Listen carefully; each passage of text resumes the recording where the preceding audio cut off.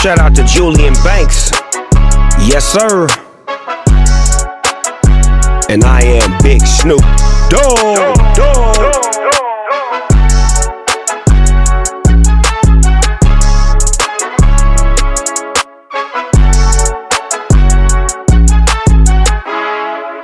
Welcome back to another episode of After Hours. I'm your host, Julian Banks. We are here with a special guest, Sharone Hakman. Sharone is a celebrity chef. He's a wellness entrepreneur. He's the founder of Chef Hacks. He's also the founder of Sunny Within. Glad to have you here. Welcome to the show. Thank you. We were connected through our mutual friend, Greg Link, and Greg is, top brand ambassador, consultant. I really don't ingest anything unless he recommends it. So my car is filled with like Poppy and, Noble and Magic Mind. But he showed me Sunny Within. I've been taking cognitive immunity, longevity. It's awesome, dude. Yeah. Thanks, brother. Yeah, Not to mention he's also an incredible guy. We love him. He's also here. So but like a lot of these health companies, what I've noticed is they have like really interesting origin stories. Yeah. And it stems from like the specific founder's health journey. So I'd love to hear your backstory and kind of the impetus for starting the brand. Great question. And it's, I think it's a simple one, or inspired by simplicity, I would say. So my bro and I, big into health, big into wellness. I own an organic food company, right? So like what I put in, what I ingest is really important to me. It goes into my ethos of what I make and what I manufacture and sell across the country. Supplements, it's a wild category, isn't it? Like there's a lot of supplements out there. And every day I feel like there's this new supplement and there's this new product or there's this new ingredient, right? And what I realized, so Ken and I are both like, balanced, right? Like health, mental, physical, all of it, right? It's all critical. So us being on the beach, us being by the water is just really good for our mental health. And that's where we always get together. We're really involved and invested in each other's business. And we are into taking supplements. We're into health. We're into wellness, all those things. And we're like, dude, I was taking did you try this new product? Did you try that supplement? And I'm like, yeah. And I was like, bro, like, is it me or is like your pantry just packed with pills, capsules, powders, gels, supplements that probably I should have thrown away 3 years ago that have probably expired in the back. Right. And is my daily routine feel like I am taking so many damn supplements every single day that it's almost overwhelming and it's not enjoyable. Yeah. It's not a fun, exciting process. Yeah. And so that's kind of where the conversation started. We're like, there's got to be a better way. There's got to be a cooler way of taking your supplements, a more enjoyable way, a way that I can do with my friends that becomes like this exciting sort of like activity. Yeah. Right. So we're like, okay, there's something there. And then we just really do geek out on supplements. We do geek out on particular ingredients and the importance behind them. And we're like, okay, can we create something that was enjoyable? Can we create something that was convenient? Mm-hmm. Can we create something that simplified our daily routine? So when you think of cognitive, all those capsules, all those pills like magnesium L3 and L-theanine, alpha GPC, all these ingredients that I would take, but I would take them in multiple formats, right? Like it would be, I think, 14 different capsules and pills that I would take. That's nuts. Right. Yeah. And I'm like, can we do this easy? Can we just simplify this? And that's kind of where it all came and started from. Nice. Yeah. What is the process of because I always wonder when I'm going by the Erewhon shelves, sure. It must be such tough competition to get on those shelves. Yeah. Like, what is it like getting to a national chain versus an independent food store? Are there different criteria, thresholds, absorption rate percentages, efficacy metrics? What do they look for? Sure. Look, at the end of the day, I think the simple answer, for any entrepreneur listening to this or anybody that's looking to start any kind of company that they want to get into retail with, at the end of the day, retail is a real estate game. You're occupying a space on a shelf and you're expected to sell a certain amount of units per store, per week off of that shelf. And there is a low performer, there is the average of the category, and then there are the category leaders. So what any retailer is looking for is to take that square inch, and amplify that by whatever it is, right? And sell as much per that square inch as they possibly can. That's what they look for. And how did you do that in the beginning? Were you proving sales beforehand? Was there like sales velocity they looked at, or did you just pitch the idea? Great question. So when you start, in retail, and I've made this mistake with my first company, right? Like my idea was I want to be in every retailer in the country. And then I quickly found myself in every retailer in the country, and I couldn't support it. Not every retailer is the same. You got to know who your customer is and where are they going to buy your product. So, you think that you want to be in every retailer in the country, but you actually want to ask yourself is like, where is my customer buying my product? And that's the only place I really want to be because otherwise it's just collecting dust. So your focus was these niche microcosm health stores. Specifically with Sunny Within, the idea was we're going to partner with a retailer. We're going to keep it very regional. We're an LA-based company. We're born and raised right here. Nice. And we're going to just really win in LA. We're not going to try to get any national retailers. We're not going to try to grow past what we know in LA. We can manage that. We can scale that. And if you can really create a story with a retailer and or like a story around like a geography, like this is LA and we won in LA and this is how we won. You can take that story, you can take that model and you can expand on that model to other regions and so on. And that's how I would do it. That's how I'd recommend anyone who's starting to do it because you can easily get into some retailers, but like you can pay the slotting dollars, all the things that you do, but if it's not where your customer is going to and you can't support the business, why do it? So for you, it's almost developing this philosophy and ethos around it first. And I feel like everything kind of stems from LA when you have like yoga and cold plunges suddenly, because I'm from Ohio. We found everything out like 3 years later. It was like, everybody's just ingesting gluten, all these carbs, like nobody knows about ketosis, like any of that kind of stuff. So it's a perfect place to start. But why liposomal delivery? And can you explain what that means to the masses? Liposomal technology is in truth has been around since the 70s. It's been around for a long time. It used to be used and still is, I think, in a lot of cancer treatments and so on. But what is a liposome and how does it work, right? The idea is bioavailability. There's many ways that you can take supplements, medication, and so on, right? There's different ways. And so there's different efficacy. There's different absorption rates around how you take these things, right?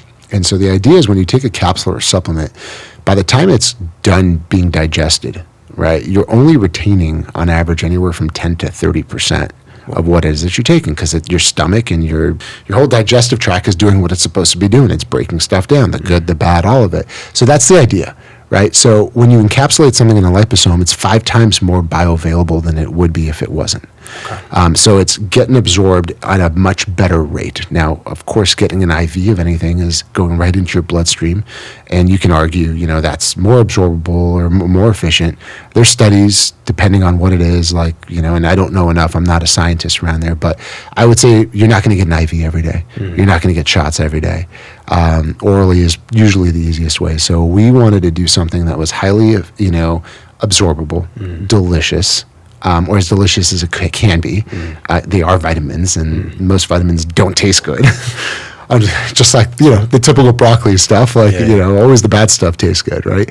And so can we do something that's just, again, much more absorbable? So there's this liposomal format that you can create these tiny bubbles that encapsulates the active ingredients and just do so in an easy, consumable kind of fashion. Nice. Yeah. And how did you decide to separate out each packet versus longevity, cognitive, and what to put in each? You want to open it up real quick? Yeah, sure. Yeah. Happy to. Let's go. I'm dying to, bro. Yeah, let's get in there. What's the one that tastes like peanut butter and chocolate? That was my favorite one. Yeah, that was the functional mushrooms. Functional mushrooms? Yeah. Okay, that's my favorite one. Sweet Dreams. Yeah. Actually, do you want to go through? Sure. We have, so there's a sleep, there's a mushroom, functional mushroom. We have an immunity blend, right? We have a cognitive blend, and we have a longevity blend. And our idea is like, okay, how do we take like the key core things that we're dealing with every single day, and can we sharpen it, right? Can we do a really simple, good job of supporting it? And so, look, in a perfect world, I would love to create one all-in-one comprehensive, but in reality, that just doesn't exist. Can your body just not absorb it? Or it would just be massive. Like, Okay. so the amount of product that I have to get, like you'd have a squeezy pack that you'd be drinking for like, Huge you know what I mean? squeezy pack. Yeah. Like you'd be chugging it, right? Yeah. And that's not an enjoyable process. And a lot of times, like, you got to think some people specifically want to cater to a function, right? Like they may not, care much about your immunity. Like, okay, I feel good about immunity. Sure. And so I just really mindful of my sleep. Like I really struggle with sleep. And so that's what I want to take, right? So, it's tricky when you build anything is like, there's no perfect. Like, you think of some brands that try to be like the end all solve, like this one product solves everything. And then there's other brands that, have a ton of SKUs. We're trying to kind of be right in the middle. Sure. 5 SKUs. Yeah. Right. Nice. Yeah. So we have a longevity, cognitive, and we work with some scientists, put a lot of research, put a lot of effort behind what are the absolute best non-negotiable ingredients that we could source, find, and include in our formula. Do so really efficiently. Do so really with high bioavailability because they're liposomal. And make it tasty. Nice. Yeah. Where do you source these? Where do you get your ingredients, and how do you kind of stabilize everything? Great question. So we generally source across the globe. It's wild where you find different ingredients where they come from. What's the most difficult one to source for you? I don't know if there's a difficult. Nothing's per se difficult. In the supplement space and finding these, it's just long lead times. So really good forecasting. Like, it's not like I can just order, hey, I need this ingredient, and it comes to me tomorrow in a week. Generally 16 to 20 week lead times, right? And because they come in bulk and so on. And so it's just more of a lead time game than it is more of availability. And stabilization, it's a process, man. It's a lot of work where we've got a whole team that really is just focused around that. How do we make a shelf-stable product that tastes good, that has all these ingredients, and some of these ingredients truly, like our longevity, there's an ingredient called glutathione, right? Yeah. And that's a master antioxidant. It's you're super great for your liver. Well, you're packing everything in there. NAD plus, CoQ10, glutathione, vitamin B12. This is everything I try to take, but like I'm taking it in 9 different supplements. Exactly right. And that was the idea. And so, that one ingredient, glutathione, does not taste good on its own. Really? It's derived of sulfur, actually. So you ever smell sulfur, it smells like rotten eggs. And you're like, what is that smell? And it's sulfur, like if you're next to a hot spring or something like that. So you were experimenting. You were like, okay, we can put B12 with glutathione, but maybe it doesn't mix with lion's mane or something like that. Correct. Okay. Based on water levels, water activity, pH balance, a whole lot of things. So it's a dance. Yeah. It's a dance. Were you learning this balance with the chef hacks, or where? Chef hacks and my culinary background has really helped me with the flavor profiles. Okay. So it's one thing. So it started with like, okay, how do we make sure we make a stable formula and something that's really effective together and work together? Like here we have the lactoferrin that works with the NAD+. Lactoferrin is the key ingredient found in colostrum, and there's actually a patent around how that lactoferrin helps you absorb NAD at a significantly higher rate. And that's why we don't have to have as much NAD in here. It's really cool science. And I can add that, anyone can look it up. There's literally a patent around it.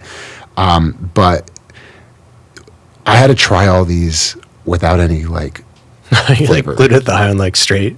Yeah. Oh no. It's a journey. Straight sulfur. Nice. Yeah. But so I guess like it's amazing what's in there, but also what you didn't include. So are there companies that kind of give into, hey, we have to put in a preservative for this? How are you kind of avoiding that? Yeah, to there's keep it a straight? few liposomal brands out there that do put in preservatives. Okay. Potassium sorbate's one of them.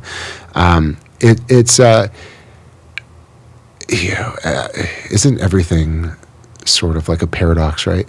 What I mean by that is like we have strict guidelines, and that makes our job really easy, but equally hard. Because the answer is simple. We don't put anything that is not organic and clean in our product. Okay. So the answer is easy. Yeah. Like yes or no. Yeah. If the answer is no, Yeah. it doesn't come in. Right? For sure. The answer is yes. Well, then there's the hard part. Yeah. How do we make it work? Yeah. And that's been the process. It took us a year to finish formulating all of this. A lot And of trial, a lot of it's testing. 2 years old, or how? We launched, actually next month will be our official 1 year birthday. Dude, congrats. How Thanks. do you get into Erewhon in less than a year? Because I feel like a lot of these companies, I mean, it's a decade long to get into that gold standard. Yeah. I'm just grateful for relationships, partnerships Yeah. that we've had over the years. There's a great team over at Erewhon. I won't mention names, but they know who they are, and they're good people who care about health. They care about wellness. You go to their, they call it the HABA, which is an acronym for just like health and beauty and wellness. And, they're finding the best stuff out there. And of course, they're not cheap because it's the best stuff out there. And they're committed to constantly improving and finding the best stuff out there. And so partnering with them was a no-brainer. And it was great to get the product in there. And then I guess extrapolating out, do you see yourself doing anything like what Gary Breck is doing with like DNA informed or personalized for each different customer? Anything like that later on? yeah, I don't know. That's probably super difficult to. It is, and I can appreciate it, but I'm not going to say never, because I'm just an open person in that. I don't like to close doors. But if you ask me what gets me going, and my brother and co-founder Ken going and gets us excited, is the idea of making this easy, making this available, making this approachable, right? Making this not intimidating and sunny within, and that's it. Like, we just want to bring the vibe. Like, the vibe is living a good, happy life, right? Like, living a healthy, fruitful, joyful life. That's all we want, right? And so we don't want to scare you off. We don't want to intimidate you. We just want to create products that support that. And you have fun and enjoy doing it, right? That's sort of what gets us going. Yeah, that was my next question. Is like somebody like Gary Brecka. Yeah. They're great, but do you Great. think there is a fear in kind of like this biomarker obsession where it becomes too much to the point where it's like for the average customer just trying to get in, trying to be healthy, as opposed to obsessing over, 90 different stem cells or peptides that they have to search for? Right. I think it serves a purpose. Yeah. There's always going to be the radical, intense, like biohacking, crazy ass, people. And I've danced that dance a little bit just to toy around with it. But like, okay, it takes a lot of discipline to have that, right? And it takes a really big life commitment. And that it goes back to what we talked about. Like, I have 2 boys, love them so much. They're 15 and 12. They're active. We play a ton of sports together. I take good care of myself. Can I walk around with a 12-pack? Yeah, I could. I'd be eating chicken and broccoli for breakfast, lunch, and dinner. Yeah. Right. And when I want to go hang out with my boys and have a slice of pizza with them, I'm gonna have a slice of pizza with them. Yeah. Like, it's the same model, right? Yeah, it's yeah, like, yeah. so I respect the idea, and I think that does pave the way for more awareness and understanding. But to me, like, living a balanced life, living a joyful life, I would not be happy if I was eating broccoli and chicken, boiled chicken every day for breakfast, lunch, and dinner. Yeah, I think you said on a podcast, like you ate like fish and broccoli for an entire month. Yeah. And so I'm like, how do you maintain the sustainability versus rigidity of something like that? Because I'm doing carnivore and it sucks. Yeah. Like, it's just like, I don't want to be doing this. Yeah. I want a croissant and I want some gluten. But how are you like Postmates? how are you like balancing all of that where you obviously you want, like you said, a 12-pack, but you want that slice of pizza? I know, man. It's a balance, and I struggle with it. I don't have a great answer. I'm a human being. Like, I struggle with it. Like, sometimes I'm like, damn, I really do, like, want to take fitness to like this next level. And there's certain commitments and discipline that you have to have around making those commitments to yourself. And the question is like, just being honest with myself. Am I ready to make that decision? Am I ready to commit to that discipline? And the reality is there's certain things that I'm very committed to, but it's balanced. Like, last night was my, I was at a birthday for my brother, and he had dessert, and I love dessert. And there's chocolate lava cake. Crushed the chocolate lava cake on the table. Nice. Right? Like, it's push and pull, Yeah. right? And it's not for everyone. It's your choice, right? It's up to And you. this kind of helps with the balance as well. Is there specific times that you should ingest this? Because I've heard of things like chrononutrition where you're like literally ingesting based off of your circadian rhythm, things like that. Does that matter when you take the nutrients? Morning is best. Okay. Morning is best. Except for that one, yeah. Exactly. Okay. Except for sleep. Unless you want to sleep in the morning, right? Yeah. Unless you're working the night shift. But morning is best. Okay. Empty stomach is best. But again, right? Like, if you want to take it to lunch and, you know, you don't like to take liposomal supplements on an empty stomach, you're fine. Nice. You'll be all right. Well, I want to jump back to MasterChef time. Okay. Because also like making that shift from financial advisor to MasterChef. Yeah. How was that? What did that look like, especially with your family? Was there any pushback with your wife at all too? Like, hey, like we're changing everything up. Yeah, my wife actually, no pushback. She was, cool. She always has been. It's actually stressful. I get frustrated when I think about it because she's always like, "You'll figure it out." I'm like, "Fuck." You want some sort of That's a lot of pressure. Like, of course I want to figure it out, but like, come on. Like, I get, you know, she's always had my back, and I'm so grateful to that because she's never sweat me on really any decision. She's like, I know you're gonna figure it out, and that's kind of it. But when I like hindsight, when I look at some of the decisions I made back then, now it's like, whoa, super risky, insane. Yeah. I was a VP at, you know, at a big bank, financial services, you know, platform, managing a lot of money, and I said bye to a very good, stable income that gave me a lot of freedom too. Yeah. But I always wanted to be an entrepreneur. I always wanted to create things. And I mean, shit, I've learned more about myself on this journey than I think I could have ever, in a year that I would have ever learned, you know, kind of sticking my way in. Becoming a chef, was that inspired by your grandma? Was it the initial? Yeah, my grandma. Like, nice. My grandma was a big part of my life. She raised me. Becoming a chef, I don't know if it was my grandma. It gave me comfort. Becoming a chef was my first soiree into saying, I love creating. I'm truly more of a creative, and I'm good at it. And so let's go. So it's like art for you. Yeah. Almost. Oh, yeah. I love it. And food for you, is it almost like culture, rebellion, identity? What's the through line, I guess, in all of it for Connection. you? Connection. Okay. I find that food is, you know, there's only a few things out there that allow you to connect with a person, with a culture, with a group, language. Yeah. Right? Food. And then Gordon Ramsay, what was that like working?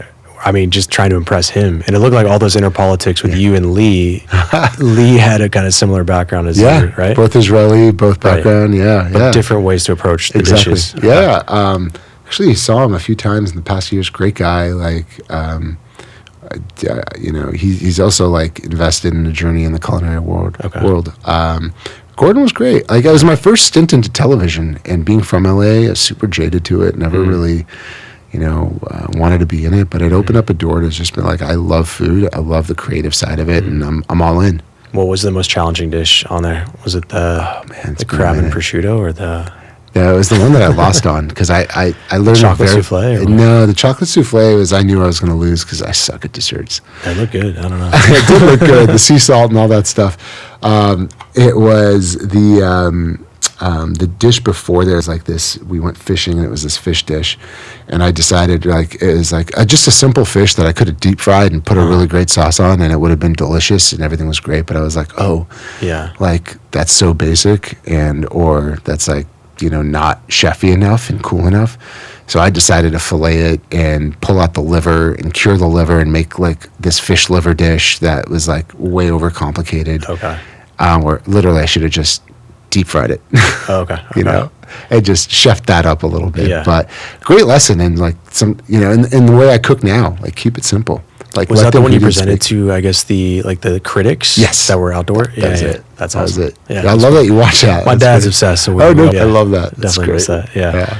And for you, I guess burnout and recalibration was a reason for starting this as well. Like, how do you, I guess, through breath work, nutrition, what's your daily routine like?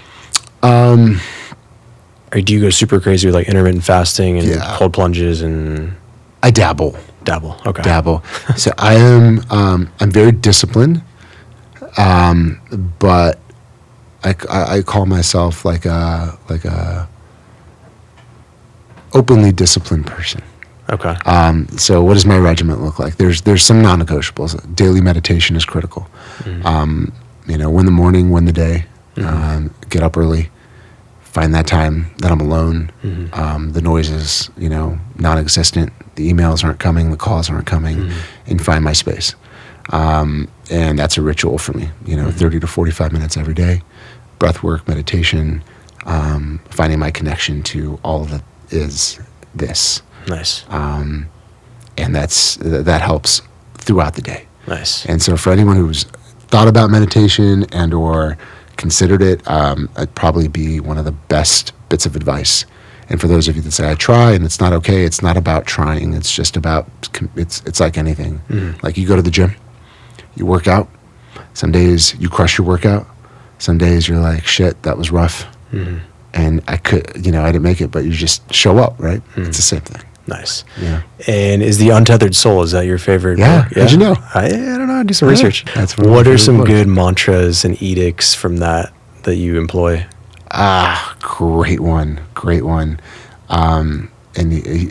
Mickey Singer, who's the writer, speaks about this all the time, and I so related to it. He talks about the roommate. I don't know if that, are you familiar? Mainly Okay. like Eckhart Tolle. Is that just getting a macro A perspective? little on- bit, yeah. So we all have a roommate, and that's our brain. Yeah. And it doesn't stop telling us what to do, and it just doesn't stop. Yeah. And he compares that to a roommate. And if we've been to college or wherever, and we've all had a roommate before, raise your hand if you have. I have. And raise your hand if you've had an annoying roommate at some point in your life. He was ridiculous. Okay, yeah. And so the cool thing about then is I could just close my door and be like, I'm done. I don't really listen to you. I'm just in my room and I have my quiet space. But we don't have that luxury. There's no door I can close in my mind. But he says, yes, you can. And you can, everything is mental. The universe, everything is mental. So if you can just tell yourself, whenever you hear yourself yapping to yourself and telling you negative self-talk, this or that, or overthinking, shh.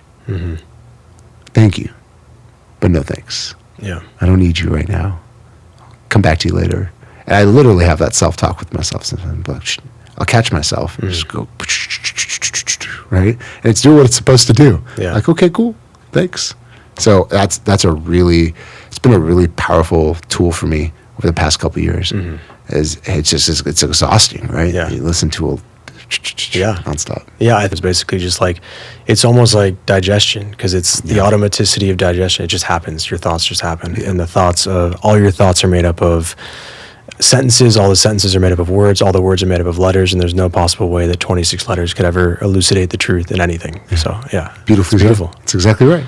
But yeah, in looking at other things like that with like Gary Brecka with methylation and things like that, does that also take into account, is there validity there, genetics, methylation? Yeah, I took the test. The biomarker. Yeah, the motherfucker gene. I have that. And so that's what it's called, the MTFHR. Do you just send in your blood work? Or how Yeah, does it- okay. yeah. I He need has to a do platform. that. He has his. There's other ones that do it for a lot less. Okay. And you can even go to your doctor and ask him. Okay. I think his test is like $500. Is it testing allergies? It tests a bunch of different stuff. Okay. Not per se allergies, but I also know you can get that same test from a doctor next time. Like next time you get your physical, Okay. you'd save a ton of money. Sorry, Gary. But you just ask your doctor, can you test me for it's the MTFHR or MTHFR, like one of those. But it's called the motherfucker gene. It's basically your body's inability to methylate. And so I have that. So I just was like, okay, I'll take methylated B12, which we have in our longevity. We have a B12 that is methylated. So yeah, there's some stuff over there. Again, I don't know. Listen, brother, like I can walk out the street and get hit by a car. Like, I don't know if it's going to help me live longer, but like the idea is, if I'm doing all it's like my philosophy, my philosophy is like the 1% rule. And like, if I could do this a little bit better, this a little bit better, eat a little bit better, take my supplements, take my vitamins, get the right sleep, drink less, you think that you would hope that all these things compound together and help you just live a better and cleaner and happier life, right? Sure. Like, That's it.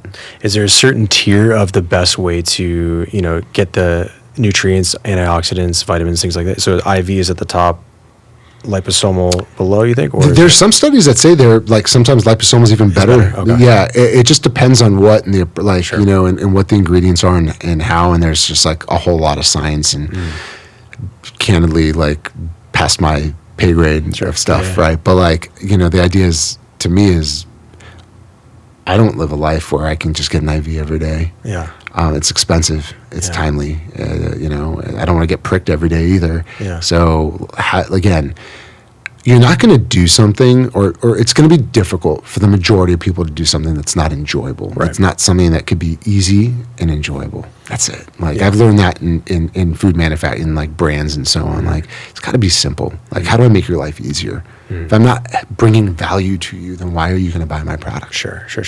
Look, liposomal and it's been around for a while, but it's newer in sort of the supplement space. Like our idea is again try to make. It's not even an idea. It's what we've accomplished. It's like we will make and we have made something that is just simple, easy, convenient, tasty, right, and good for you. Yeah. It's awesome. I love it. Yeah. Thanks. What are the next steps for the company? Well, most importantly, have fun. When we co-founded the company, our commitment and promise to ourselves was like, there's a lot of ways, business is not easy. And starting any business, it requires people managing all these things. Like, nothing worthwhile is easy. It's all a dream, but we're going to enjoy ourselves. So that's number one. That's paramount. Like we got to bring fun and happiness and joy and sunshine to all that we do. And that kind of like, that's our filter, right? And everything else kind of comes with that. So, yeah, I think we'll come up with maybe a couple more SKUs that are specific. I'm really into fitness, right? And so like on the go protein That'd be awesome. and recovery is really something that I love to take selfishly. So we've been talking about that because selfishly, I just want to create a product that like after my workouts, I don't have to like if I'm traveling and I'm on the road and I just need quick protein with my, with my BCAAs and my recovery stuff, like something that I can just pull out and go versus a powder that I got to go find a water bottle and mix it and everything's all over the place and it's a mess. So that's in the pipeline. I'm just trying to convince everybody to let me do it. I love it. So I'm like, for me, that's my number one. Yeah. Nice. Are you currently bootstrapping this, or are you raising a fund? How do I recommend? There's no perfect. There's no right way.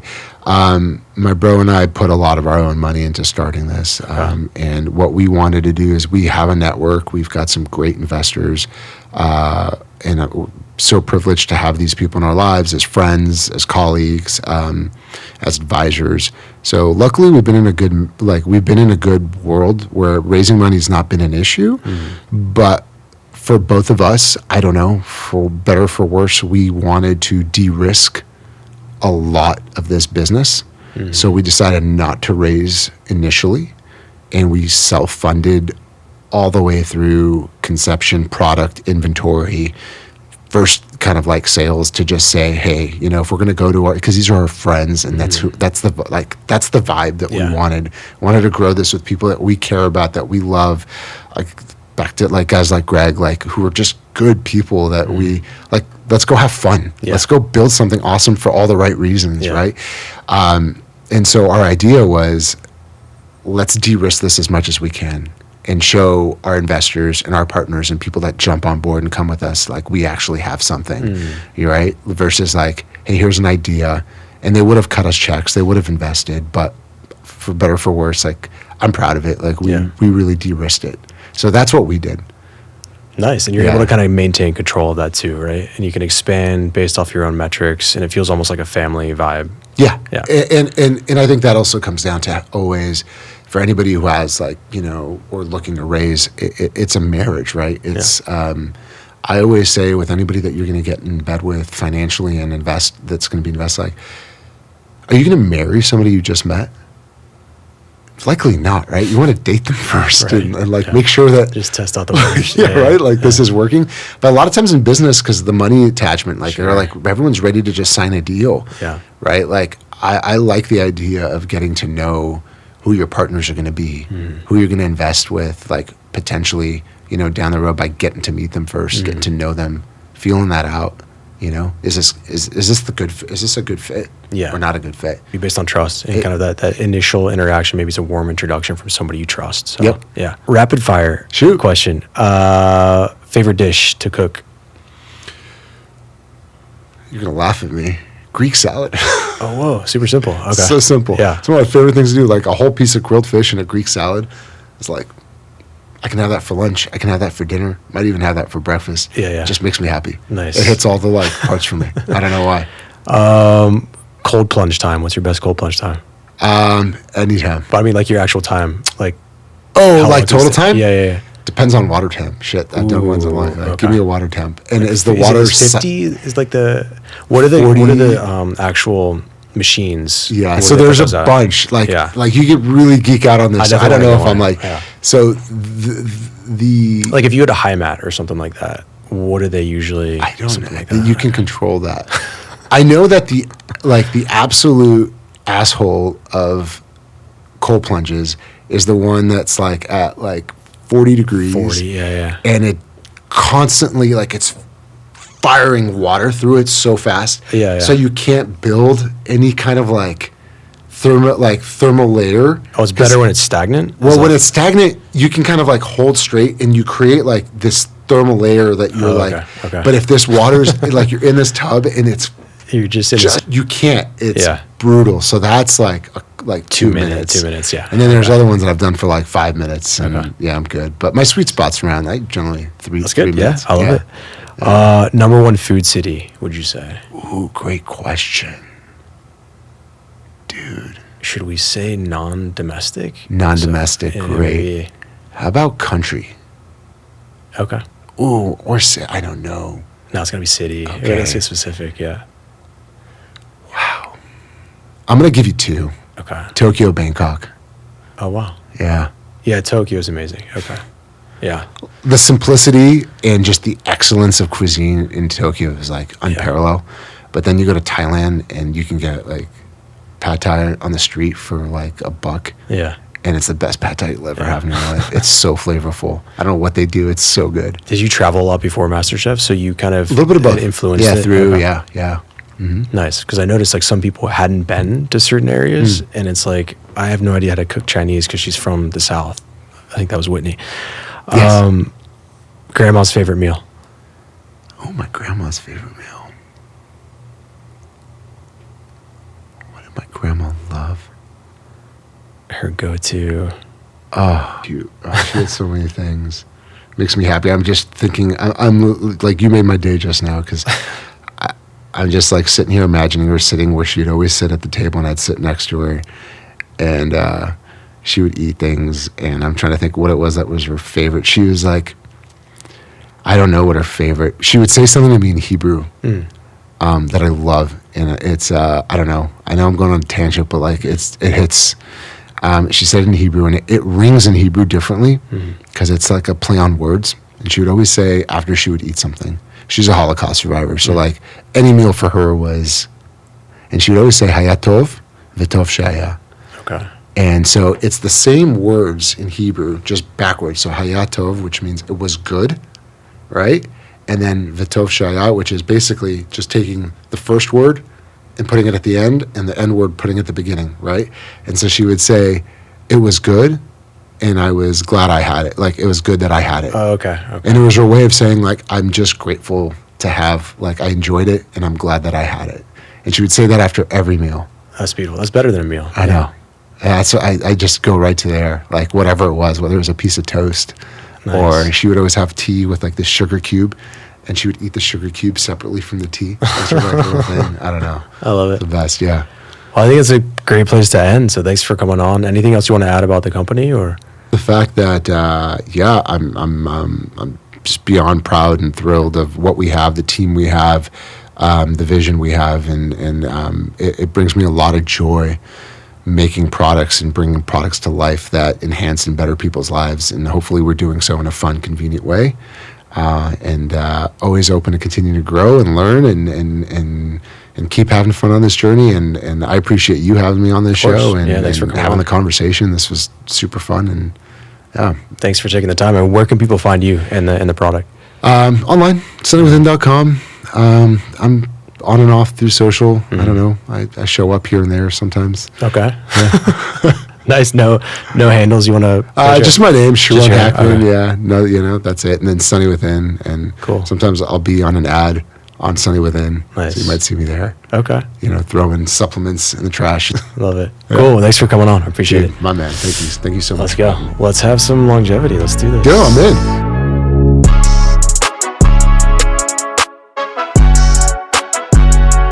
Shout out to Julian Banks. Yes, sir. And I am Big Snoop Dogg.